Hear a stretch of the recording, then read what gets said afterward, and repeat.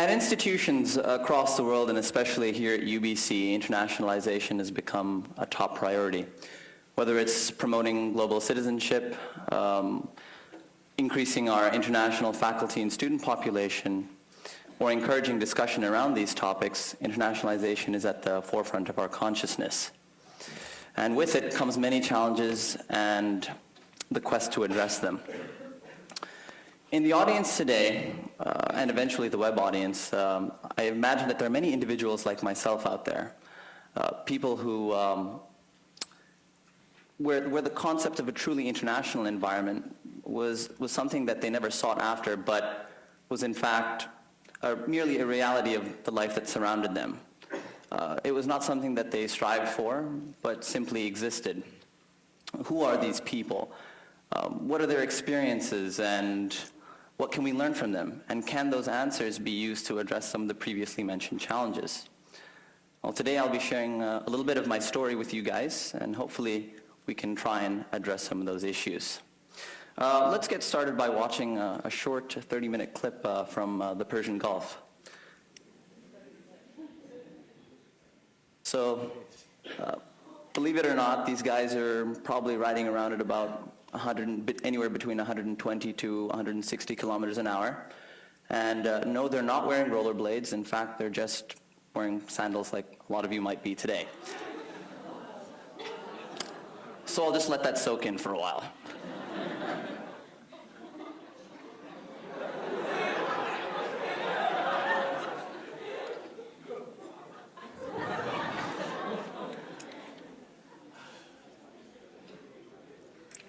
What you just saw probably struck you as quite bizarre. What is this group of young Arab men trying to achieve through such reckless behavior? It probably served to reinforce the kind of foreign nature of where that clip originated, Saudi Arabia. On the bright side, anyone who ever thought it was even funny to ask whether we still rode around camels back home there, will now know that that's not only the furthest thing from the truth, but these people have come up with new ways of maximizing the benefits of technology that probably wouldn't have crossed our minds. However, when I watch this clip, I'm in no way surprised. In fact, I get a warm, fuzzy feeling inside of me when I see what is a fairly out there yet still true representation of the male youth experience in Al-Mamlaka, otherwise known as the Kingdom of Saudi Arabia. And so my story begins. Good morning to you all. My name is Azim Wazeer, and I'm a proud third culture kid, or also known as a global nomad. My passport tells me that I'm Sri Lankan, yet I've never lived there for more than a few months of my life. I mean, part of me identifies with that, and that heritage is true within me. But what happened was my father ended up taking an academic posting in Saudi Arabia several years before I was born, resulting in me spending 20 years of my life there in that rather strange global village. Yes, I did say global village and Saudi Arabia in the same sentence. It is possible, but cut me some slack, it is a strange global village. Some of you might be aware, Saudi society has two different aspects to it. There's the expatriate society, and then there's the local society, and the two typically don't intermix. And well, where did this expatriate population come from, and why, you might ask? Well, during the oil boom of the 1970s, what happened was the Saudi government undertook several large infrastructure development projects, and what happened was they realized that the local population didn't provide the human resources required to undertake that. So they ended up hiring many thousands of foreign workers to come and support the economic growth that they were undertaking. And so the root of Saudi Arabia's massive foreign labor force was born. Up to this point, it might sound a lot like Canada and the United States, where immigration was seen as a means to support economic growth. But that's where Saudi Arabia and these two countries differ, creating what I call that strange global village. The kingdom never saw its expatriate workforce as immigrants, and although officially now you can actually seek out Saudi citizenship, it's pretty difficult to do. In fact, the government and private sector structured the contracts and living conditions of people like my father and others in ways that would reinforce the feeling of a temporary existence in Saudi Arabia. These foreign nationals were very much set in their kind of lifestyles as perpetual foreigners in a place that felt like home. That combination of a distinct foreign identity with a strong sense of place and belonging in the kingdom allowed for conditions that gave me that experience where I was in a strange yet authentic and somewhat accidental global village. Everywhere I turned, the people I interacted with heralded from a different background. They were proud of it and defined parts of themselves by it. But yet we were all at home in Saudi Arabia. We'd leave for the summers and go back to where our passports told us we were from. But eventually we'd all come back home. At home, we may have spoken different languages. We ate different types of food, watched different types of cinema.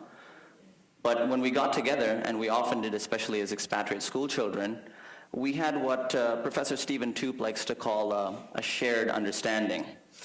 We were all aware of our inherent and innate differences, understood them, appreciated them, and through that we found ways to live and work together, making the most of the richness of human culture that surrounded us.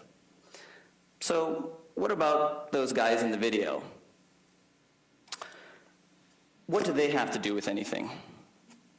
A lot of what I just spoke about centered on the expatriate spectrum of Saudi society.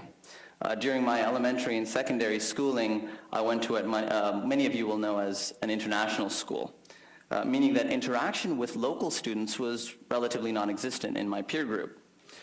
At that stage, I was aware of that kind of thrill-seeking behavior that you saw as merely a spectator. We kind of saw it, but didn't really understand what was going on there. Eventually, I was given the privilege of entering university in Saudi Arabia, something that international students typically aren't allowed to do because they actually have spots purely reserved for the local population. But the nice thing about that was it quickly became apparent that most students at the university were friendly and open to the prospect of meeting foreigners and making friendships with them. I suspect that this particular cross-section of young men was somewhat biased. Yes, I did say young men. The women actually studied in an entirely different institution. But they were the creme de la creme of Saudi society, Saudi high school students rather. The university where my father works is the only English medium institution in the kingdom, and it specializes in science, technology, and management education, which is firmly at the top of the Saudi educational prestige and opportunity hierarchy. Upon meeting and integrating with these students, the class divide between locals themselves became very apparent. I'm guessing that due to expat students' typically superior command of the English language, we brought with us a valuable skill that could be used to cross the divide. But let me be clear here, our friendships with these local students went beyond mere skills. They were genuine. The language skills functioned as a tool that allowed us to start building a shared understanding with local students regardless of where they came from. As I got to know my fellow students better, I was not surprised to learn that their existences in the kingdom were much like that of an expatriate's. Relatively dull and uneventful from a Western perspective. That's why that video does not surprise me. If you not only live in Saudi Arabia, but that's also where your passport tells you where you're from, you typically don't have an escape every 9 months or so like the expatriates did over the summers. There is no destination where you could go to unwind, blow off some steam, or resume a normal life. Or so we expats considered. For Saudis in the upper middle class and above, there were long and expensive vacations to Europe and the United States, but for most Saudis that wasn't the case. Saudi Arabia was as good as it was going to get.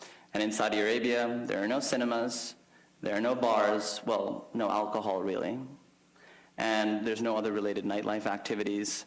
And the funny thing is, it goes even further in that many public places like malls, parks, and other areas like that were actually designated as family-only space, causing one famous Saudi blogger to write an article about the issue entitled, "No Country for Young Men."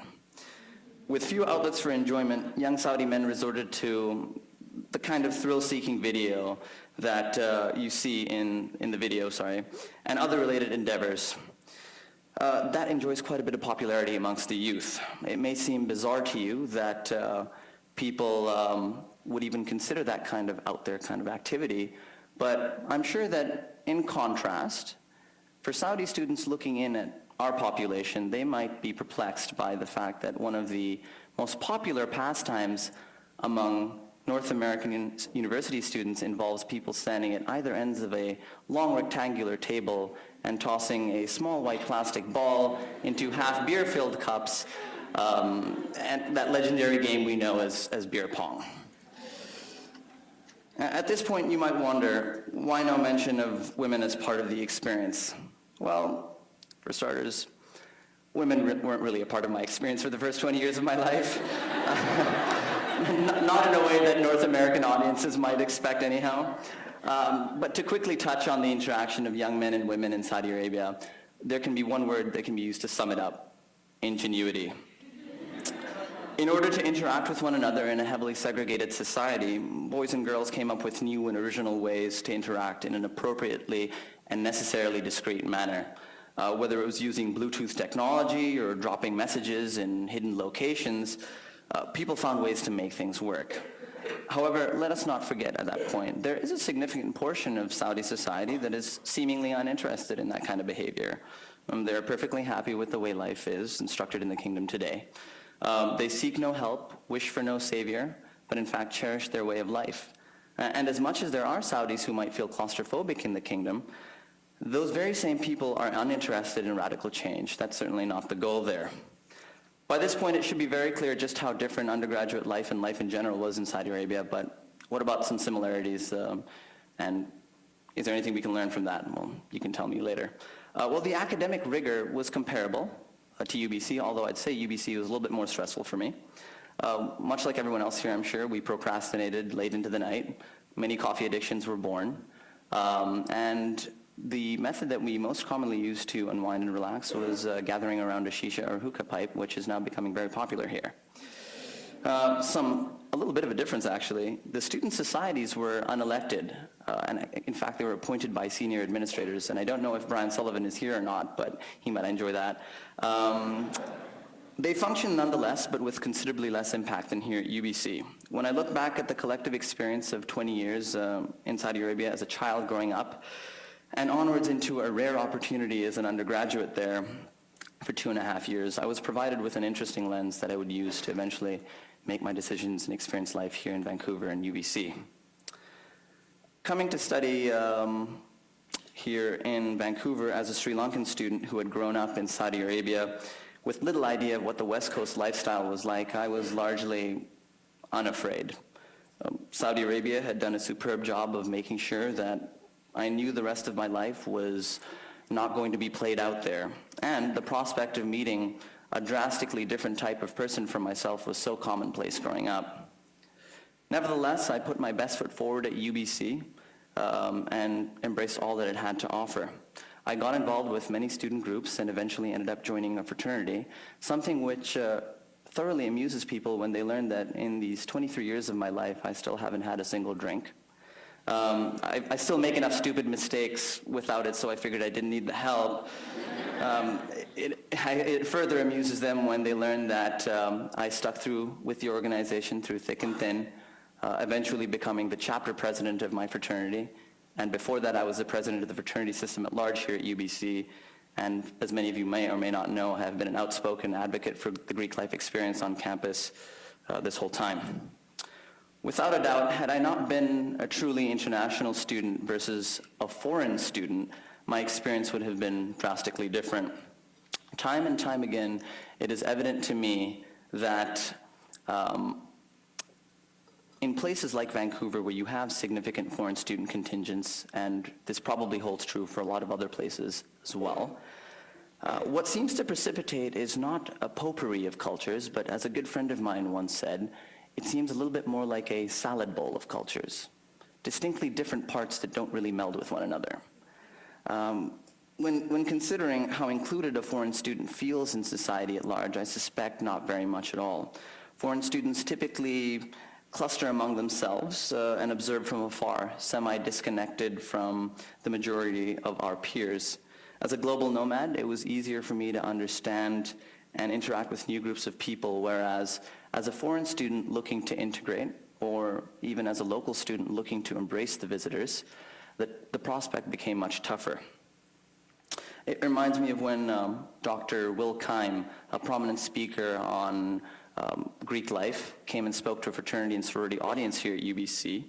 He had some advice for them, and he said, one great way of getting their message out would be to use recruitment posters in Mandarin script to reach out to some new audiences.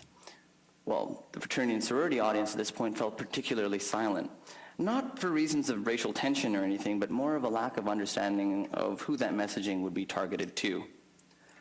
The colloquialism that is oft used to describe foreign students and somewhat frame their predicament is the politically incorrect term FOB. For students that are fresh off the boat, cultural assimilation is a tough prospect, one that I don't see as necessary, and based on my experiences in Saudi Arabia, it was rare for individuals to conform, as everyone seemed to understand the basic differences that people came with. With the international agenda being so highly prioritized these days, I have my concerns. Most people are unaware of institutional direction with things like global citizenship. The term itself is quite ambiguous, and several interpretations are available around that. At the end of the day, the wrong direction to approach is from the standpoint of assimilation, adaptation, or the support of it. The real challenge we have ahead of us, whether we are local students, foreign students, or global nomads, is to engage in a grassroots level of engagement. And I mean, that could be as simple as what we just did about half an hour ago, engaging people around you that you normally wouldn't. Or whether it's the next time you're at an Indian restaurant and you decide, perhaps I won't order butter chicken this time. And instead, I'll talk to the server and ask about some other kind of food that might be just as good and maybe learn something in the process. But anyhow, we begin this grassroots level of engagement, and we understand one another for who we are, accepting our differences, perhaps even celebrating them as we move toward a better, brighter, truly more international tomorrow. Thank you very much.